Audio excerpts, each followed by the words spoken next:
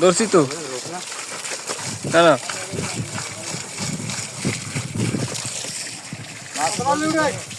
পানি মারি হেনে দেবো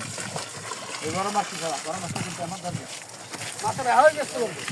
চাপনি ধরে করে যাও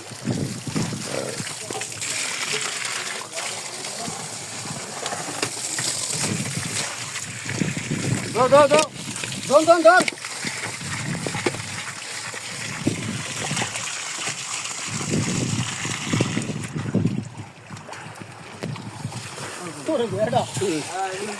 ঢোল লাগছে বা ঢোল ঢোল লাগছে বাবা এটা একটা সাগরের